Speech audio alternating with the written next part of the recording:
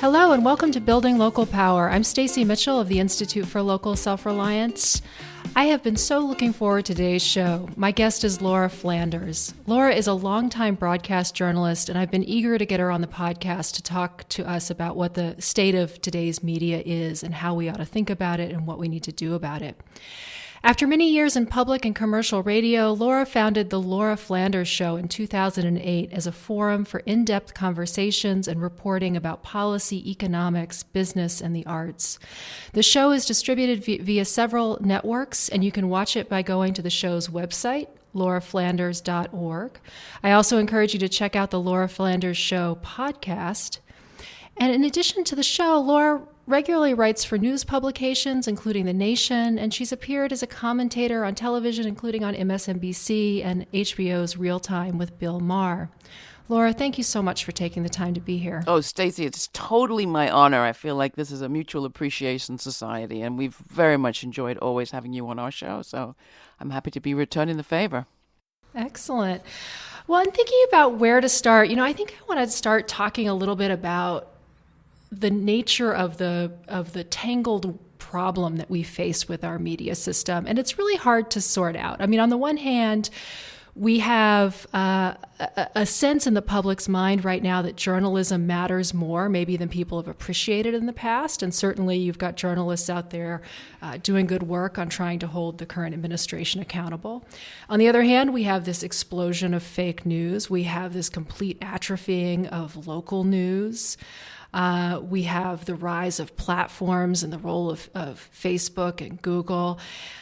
Is what we're experiencing something that, is it all just been crystallized for us in this moment and it's really part of a longer running problem, or is something really monumental shifted, or some of both? Well, I think it's a little bit of both. I mean, I do think that we've got a scale of a problem that we didn't have before. When we talk about 90% of news traffic, people going to news sites, even mainstream news sites like the New York Times, through just a couple of platforms, be it the Google search platform or Facebook, then you're really talking about a scale of a problem that we haven't had before when it comes to concentration of power of gatekeepers.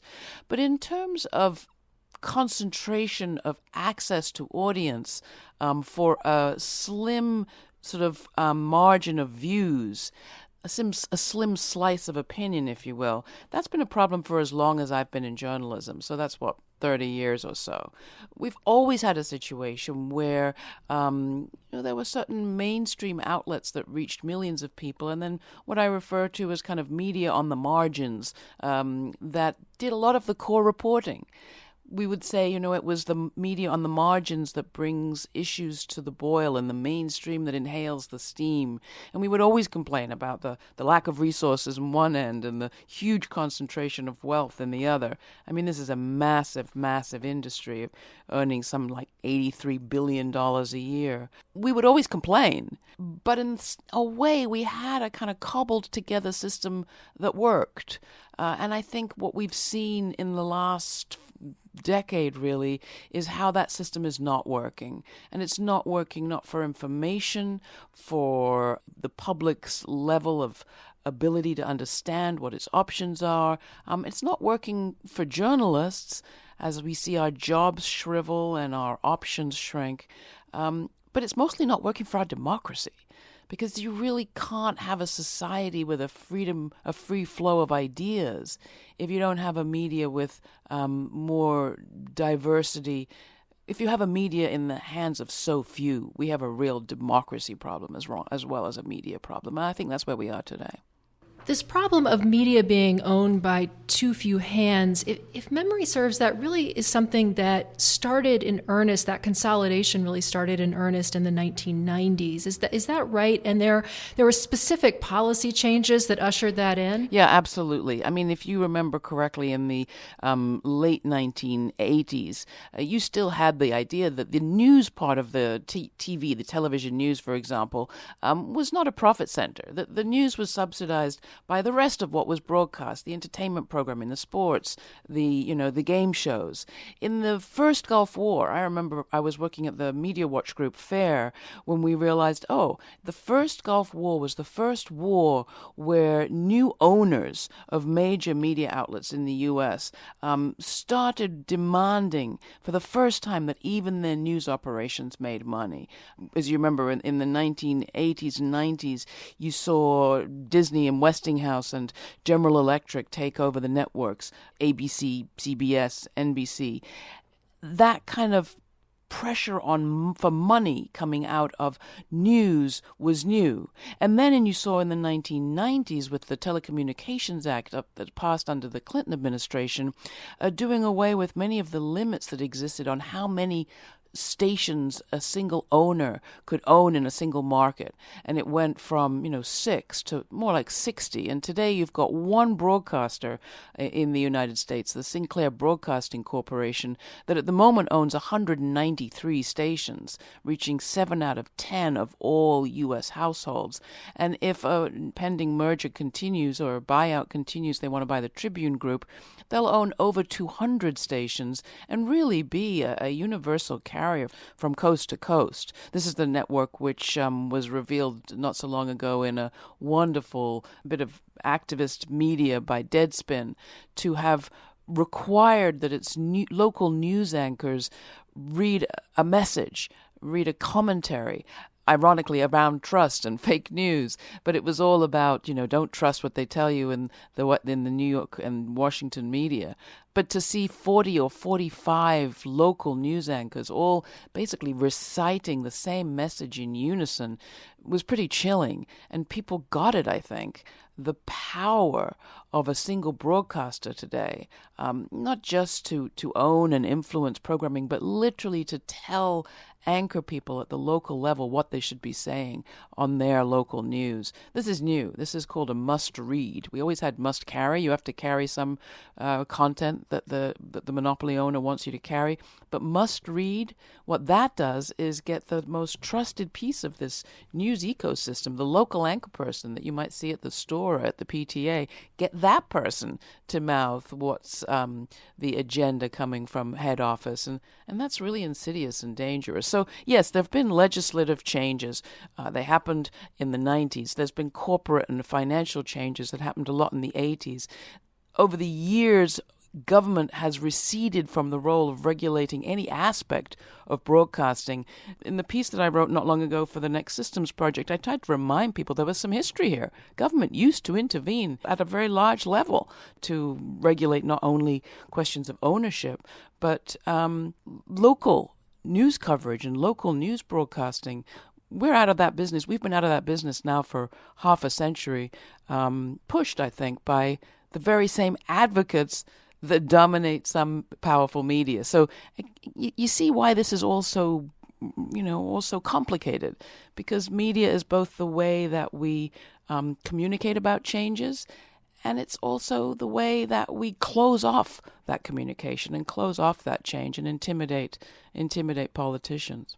Yeah, I mean, that Sinclair broadcasting clip that you refer to, where people put together all of the reporters saying the same thing over and over again, it's really chilling, and we'll include a link to it in the show page for today's episodes for people who haven't run across it. But it has this feel of like, anyone who read 1984. I mean, it's really this sort of lockstep, or it's very Soviet. Yes. In its quality. It was this sort of window in how, Sinclair is a corporation with an agenda, with a particular political agenda, but also is this extractive machine in terms of, the revenue that they're pulling out of that, and the ways that, as you said, are they're trading in the trust that these local news anchors and journalists have built up in their communities. How does just to layer one more big structural problem onto this, how do you think we should think about the role of Facebook and Google? I mean, a lot of people are getting their news now from Facebook or YouTube, which is owned by Google. Those companies are extracting a larger and larger share of the ad dollar, not only not supporting journalism with those ad dollars, but also because of the nature of their algorithms and sort of the invisibility behind them, really have become these machines for, as we've seen, for distributing fake news, for this sort of outrage and things that aren't productive at all. The reason that I'm happy we're having this conversation, Stacy, is I often feel as if the media conversation takes place in some different category than the conversation that you raise about local versus monopoly economic interests of different kinds. And yet, really, media is a victim of the same monopoly tendencies in our economy that you see playing out everywhere else. So just think about it. I mean, 30 years ago, again, at the very sort of beginnings of the internet, people imagined, wow, we have this new world of free communication and decentralized control, diversity, democracy. People felt like a whole new world was opening.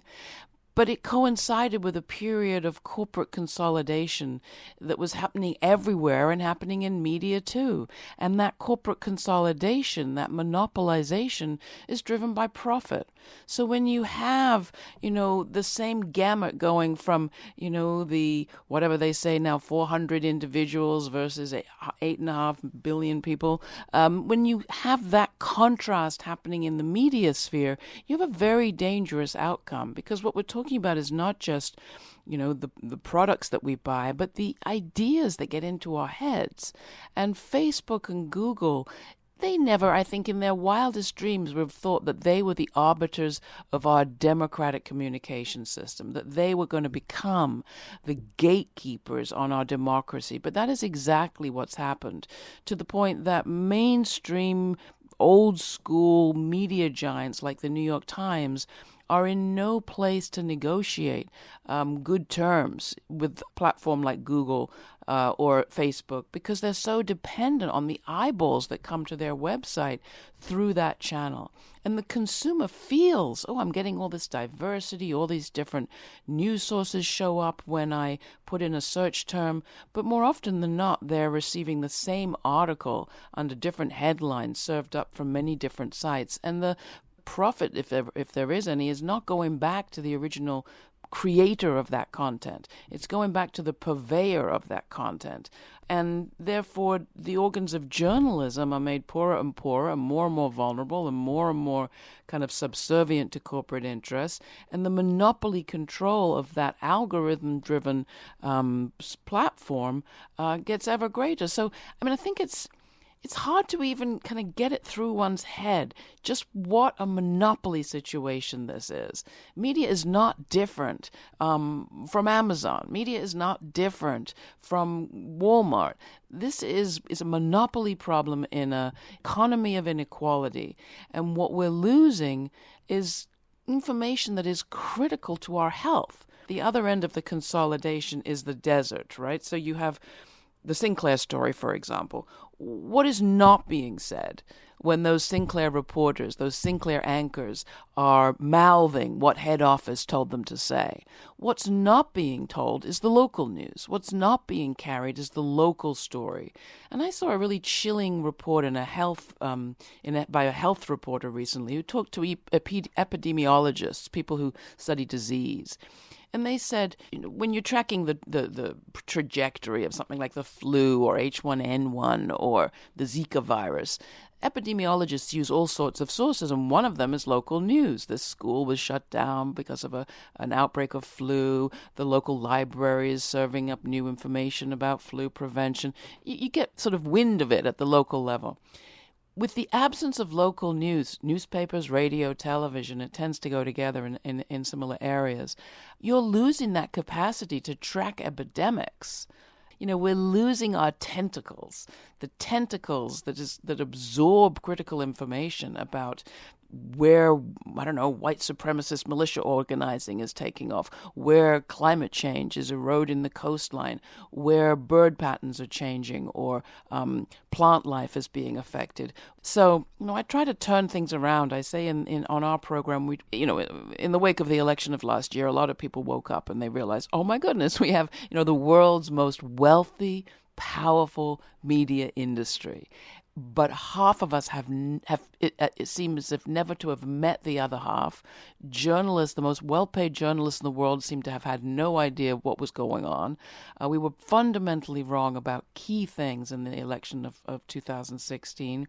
And in the meantime, in the vacuum, profiteers and propagandists were making a killing, giving people almost, the craziest things to believe. What we say on the show is it's not that we need a new algorithm or a new app to protect us from fake news. We need a new level of attention to the media that we have, the media on the margins that still exists, as your local community store does, or your local small family-owned business or farm. It's not that we've lost it yet, but we are on the verge of losing it. I don't think we have more than 3 or 5 years of our current kind of wacky ecosystem with the little over here and the big over there, because while the little could really be flourishing in this new technological age, reaching an audience and integrating itself into public consciousness, it's far more likely to be bulldozed by the monopoly in the town over. And that's what I'm really afraid of, is that we're actually living on kind of borrowed time for this media system that we've cobbled together over the years, and it's time for a real rethink. If we want a next system of anything, of agriculture, of transit, of communications, if we want a next system of economy, we need a next system of media, because there's no other way to raise the issues and the options and get that conversation started. Like, we can't wait till we've changed other things to change media. It's almost like we have to change this one first. Let's talk about solutions then, and where we should turn. When you talk about this as a problem of monopoly, I mean, that really suggests, in my mind at least, that we have to think about this in big structural terms, that this is a matter of public intervention. I think there are, and I do want to ask you next about what our role is readers and watchers of the news. But as in our role as citizens, how do we think about this? And what should we do? What are the things that we need to do to nurture this more decentralized and diverse media, and this local media, and the media that isn't corporate controlled? Well, the one thing we need to do is pay our pledges to our local nonprofit media that we consume. So if you listen to a local community radio station, or you read a local free newspaper in town, pay your pledge, make a contribution. If you listen to your podcast or mine, support the media that supports you. So that's piece number one. Each one needs to do our bit.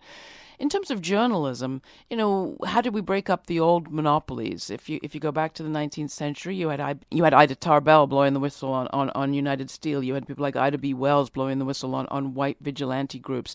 You had journalists really crusading out there talking about what was wrong, and you had governments that responded. I mean, to Ida Tarbell's reporting, you had the result was the breakup of one of the biggest monopolies in U.S. history. You had the same thing in the early part of the 20th century with the breakup of one of the large television networks into two networks, because you had a upswell of popular attention and concern. I think this is an issue that politicians can be forced to think about if they know that there's a constituency there for them. There is certainly a job for journalists to continue doing that kind of muckraking. There's a job, I think, for we, the public, to say we're not satisfied with what we have. It's going to be a tall order, because this isn't a problem, I don't believe, with a market solution. I think that we have to lobby once again for media as a public good, for part of our infrastructure for democracy. At the local level, that means, I think, that our organizations, particularly those that think about new ways of structuring our economy, need to put, well, how do we imagine journalism in this picture? There are models out there. For example, the Dutch model, for example, for broadcasting is that the public television channels, the non-commercial channels, are supported by taxation on the advertising that appears on the other channels. In the UK, if you own a television set or you want access to the British Broadcasting Corporation, the BBC content online, you have to pay a licensing fee, and there's a fine if you don't pay that fee.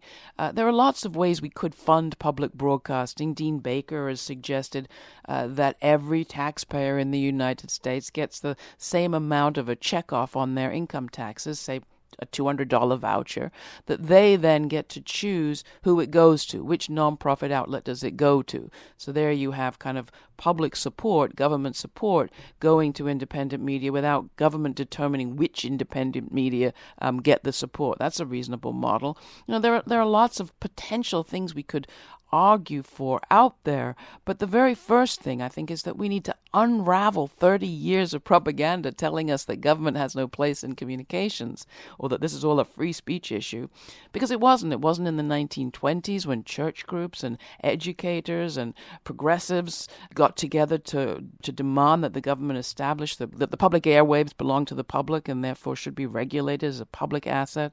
It wasn't out of the question in the 1940s under the New Deal, where you had the FCC regulate local broadcasters by requiring that they carry an hour of local programming every night, that there be a local station in every community, that of all sides of an issue were covered over the broadcast day.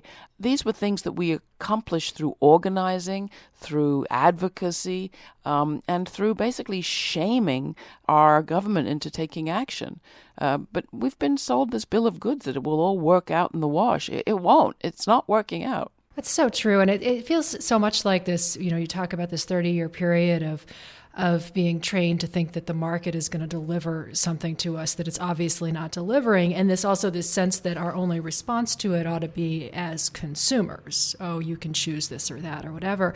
And it's so remarkable when I read that piece that you referred to that you did for the Next Systems project, which we'll put a link to on the show page, because it's terrific. But reading through that history from the 20s and 30s and 40s, when you saw citizens, we the people, decide here's what's in the public interest, here's what we need to do in order to have a media and communication system that actually meets our needs, that is compatible with a democracy, and just the ability to make those big demands and to exercise that citizenship muscle and not the sort of weak little consumer muscle that we've been sort of trained to demand.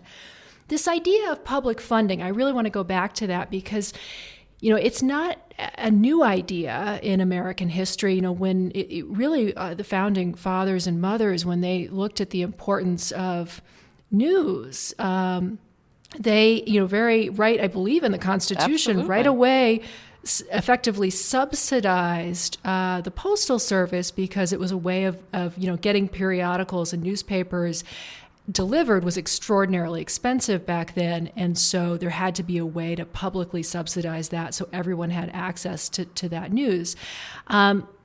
So we should resurrect that idea. Absolutely. I mean, Thomas Jefferson and they knew that they owed a debt to the Tom Paines of the world. They knew that the era of the pamphleteers had been the way that they had fomented rebellion against the bad old British.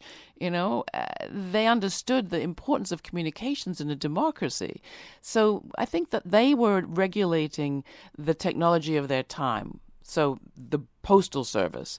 In the 19-teens, you saw activists regulating the industry, the communications industry of their time, which at that point was radio, and establishing this notion of the public airwaves as a public property that needed to be regulated. In the 1940s, it was television. And you come through to the 60s, you had cable coming in. And again, you had organizers at the local and national level demanding something back from the cable companies. They said, if you are going to be digging up our public streets, using the public thoroughfare to lay your cable, and that cable is going to give you access to profit making off a fairly, usually it's monopoly access in any given community.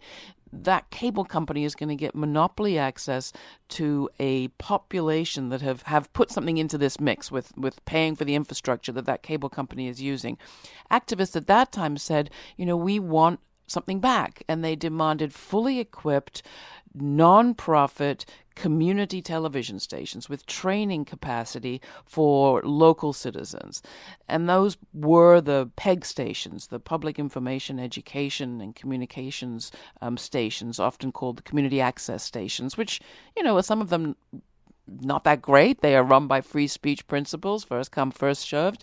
But they're a local outlet for communication that was attained in a quid pro quo with the cable companies in perpetuity, in the sense that their appropriation happens through usually city-based taxation on the cable companies' profits.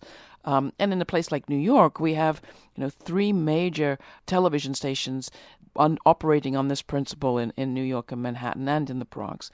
And they're good stations. It's different from place to place depending on how the regulations have changed. So, you've gone from the Postal Service to radio to TV to cable. We're now in the digital age, and we have not made our demands. We haven't made our demands on the digital companies, and we've not required that they give anything back.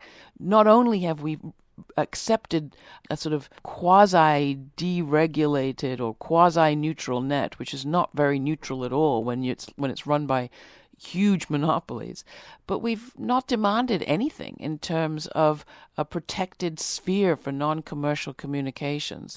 And we have another opportunity possibly now to make more demands, because 5G is coming, the next level of internet communication, the next level of broadband. They will need to erect new antenna all across the country. And some think that 5G will actually be how the driverless cars will operate and how they'll communicate. So it's quite likely we'll need these antenna and these new services very soon. They will once again want to lay and erect those antenna and erect their equipment on public land. In lots of parts of the country, that's what's on the side of the highway. What are we going to demand for that? What are we going to require back for that? It's really time that we stop accepting this bill of goods, as you put it, that our consumer power is enough. No, we have citizens' power here. And in a monopoly media, we don't just have the choice to pick another channel. We're not given that option. I think as people are seeing now, their news is increasingly being served to them by algorithms. There's not free choice of what you get access to. And in a democracy, we don't just need free choice for ourselves. We need free choice for everyone, so that there's a level of information that's going to everyone, not just those who, search it out. You're listening to Laura Flanders, broadcast journalist and host of The Laura Flanders Show. I'm Stacy Mitchell with the Institute for Local Self-Reliance. We'll be right back after a short break. If you enjoy this podcast, please consider leaving us a rating or review on iTunes, Stitcher, or wherever you get your podcasts. That helps us reach a wider audience. And we also invite you to check out our website, ILSR.org, and look over some of the resources and research that we produce to help communities build local power. While you're there, you can connect with us on social media and also sign up for one of our newsletters. Thanks again for listening. And we're back with Laura Flanders. I think this argument that, we have not made the demands now, that these technologies and these companies have continued to evolve, and yet we're not making public demands of them the way that we did in all the generations before of media technology. I'm thinking about Facebook and Google and thinking, well, in exchange for being able to have our attention, which is an incredible public resource. Not to mention our data and our friends and our photographs and our videos. Exactly. In exchange for that, how about a tax on your digital ad revenue, and which would generate a lot of money? And we can imagine putting that into nonprofit public interest funds of various kinds to fund journalism, including at the local level. And as you suggested, Dean Baker's idea for a thing to check on your taxes, where you can say which of these funds you want your particular piece of that tax revenue to go to. What do you think about that idea? I think it's a genius idea. You mentioned how media is an extractive industry. It's extracting from us.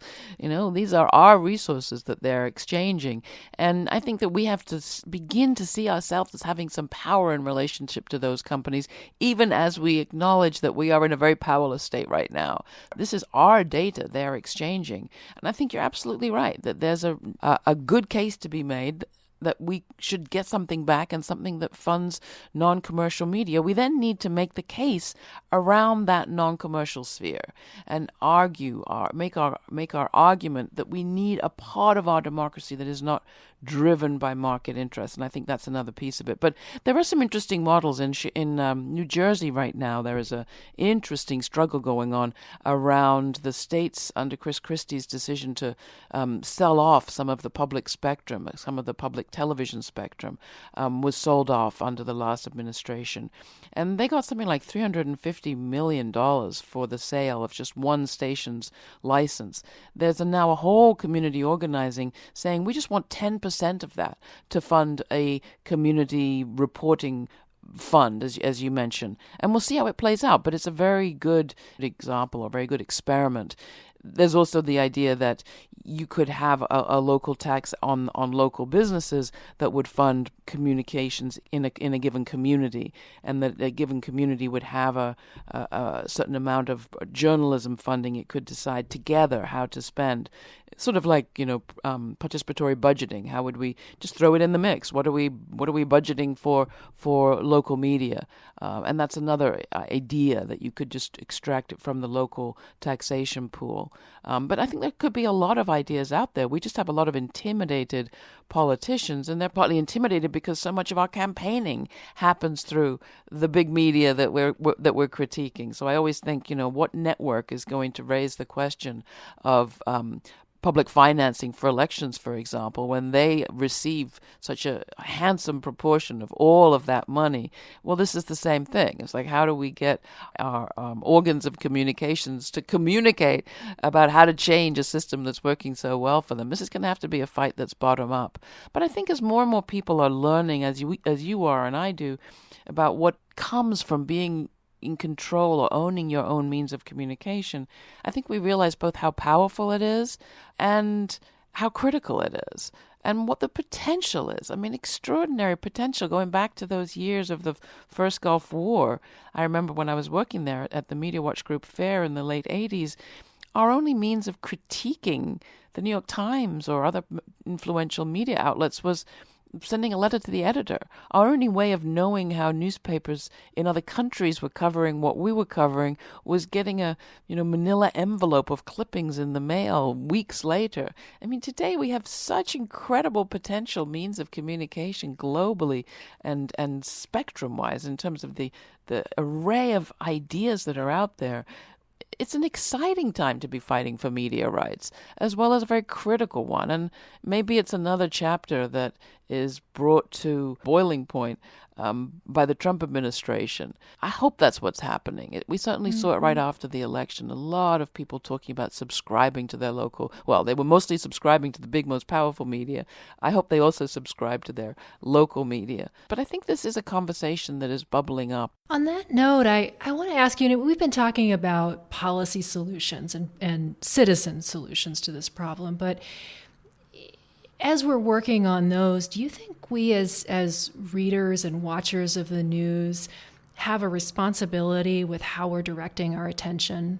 I mean, I think it's really easy, to come home at the end of a long day and turn on cable news and sort of stare at the spectacle of whatever the latest, scandalous development is with regard to the Russia investigation, for example. Meanwhile, I happen to live in a place that still has a daily newspaper, despite being a relatively small city, that's pretty good. And we have a weekly newspaper that goes out and covers school board meetings and planning board meetings and the like. And the temptation to turn on the TV and watch news that I can have no effect on and that puts me in a different kind of space versus actually reading about stuff that's happening in my community that I can affect. I mean, how do you think about what our responsibility is, and how do you advise people to navigate this space? It's another phenomenon where you realize, this is insidious, in the sense that I think that the media that we're complaining about has also affected our appetites for anything in depth. Our attention span has shrunk. Our brains apparently are getting wired differently with the constant resorting to our phones to find out who sent us a text message. We have to be conscious that something has changed in our own way of living in the world. And this sounds so corny, but I got a dog not so long ago during the Trump administration. I thought, well, after Donald Trump was elected, I thought, oh God, I'm going to finally just go and buy, get the dog that I've wanted for a long time. So now I spend a certain amount of time walking around, and talking to people and not plugged in and not looking at a screen. I'm happier. I'm more engaged in my community. I know more about what's happening in my block than I ever did before. I mean, this is not the same as going to a community board meeting, but I do think it's given me a little bit of a wake-up call where I realize, wow, I need to think more carefully about how I'm spending my time. And am I doing the due diligence of imbibing a variety of news sources? Am I reading in depth anymore? Am I actually reading books anymore? I do think that there's a different quality of attention that we get in an engagement with a page than a screen. And then I think that the point that you made at the beginning about how much of my value am I giving to media that I also hate, that I really do feel is leaving me feeling shallow and sort of polarized from my fellows. I think we do have a responsibility. Absolutely. It sounds a little bit like eat your vegetables, but maybe think of it a different way, which is there's a whole lot more going on than you think. And a lot of it is actually pretty exciting when you're going out and seeing what's happening at the local level. I mean, I'm fascinated by how many people show up for participatory budgeting meetings. I was excited the other day to be in York in the UK, where about 80 people showed up for a local town meeting on the first nice day they'd had in that part of England in months. The sun was actually in the sky, and you had 80 people in the local town hall going through a process of trying to decide their priorities as a town for the next election later this year. I think that people want engagement of the sort that they're not getting through just absorbing the sort of hatred on the screen. And I think that we're beginning to realize that our media is setting us at each other through its constant focus on DC-based party bickering. Even the Russia scandals. We're not talking about what is actually going on that led to the election results of 2016. What's actually happening in our communities. American democracy has always advanced on the backs of storytellers with their ears to the ground, and local publishers and broadcasters who were willing to fund and carry those storytellers' stories. The civil rights movement was brought to us by the black press that was covering Rosa Parks and Dr. King long before white people had ever even heard the names. Low-power FM radio stations right now are expanding in number and in scope. They're broadcasting in multiple languages to farm workers in the fields about their right. In Detroit, you have local residents weaving together an internet system that is serving a population ignored by the big cable companies at a price people can afford. And in creating that interknit meshed network, neighbors are having to meet each other and communicate and trust one another.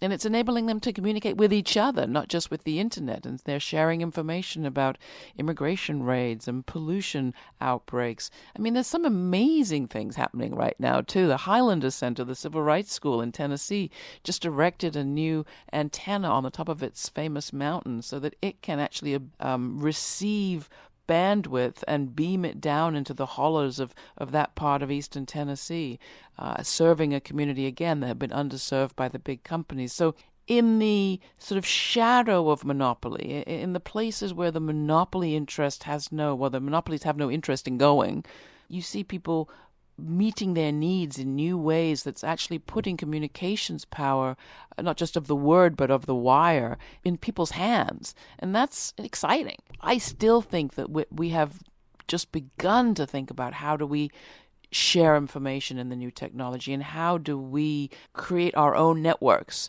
that serve our audiences other material we think they might be interested in, and some challenging material too.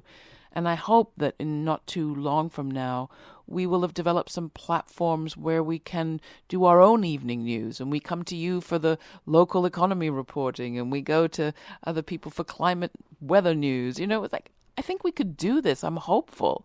And the energy and urgency is at our back. We just have not all that much time, I don't think. So these are critical moments, and I'm really glad that this conversation around media is beginning to happen in circles that haven't really engaged with this yet. Well, I'm so glad you're out there covering what's possible. It's just really, I think so many of the things that you just touched on in terms of what's happening at the local level, what's happening in Detroit and with the Highland Center and so on, are the same kinds of stories that you're covering on your show. And it's a different kind of media, one that is inspiring and gives you very much a sense of what's possible and how to get there and who's doing it, and it leaves you with a sense of empowerment, which is really terrific. So thank you for that. We try. The tagline of our show is, it's the place where the people who say it can't be done take a back seat to the people who are doing it. And it's really true. I mean, there are people out there doing just about anything you think needs to be done. We just don't get to hear about them. So let's keep talking. Laura, thank you so much for being on the podcast. You're welcome. It's been a pleasure. Laura Flanders is a longtime broadcast journalist and host of The Laura Flanders Show, which you can find at lauraflanders.org. And I also encourage you to check out the Laura Flanders Show podcast. Thank you all for tuning into this episode of Building Local Power. You can find links to what we discussed today by going to our website, ILSR.org, and clicking on the show page for this episode. That's ILSR.org. While you're there, you can sign up for one of our newsletters and connect with us on social media. And once again, please help us out by rating this podcast and sharing it with your friends. This show is produced by Lisa Gonzalez and Nick Stumo-Langer. Our theme music is Funk Interlude by Dysfunction Al. For the Institute for Local Self-Reliance, I'm Stacy Mitchell. I hope you'll join us again in 2 weeks for the next episode of Building Local Power.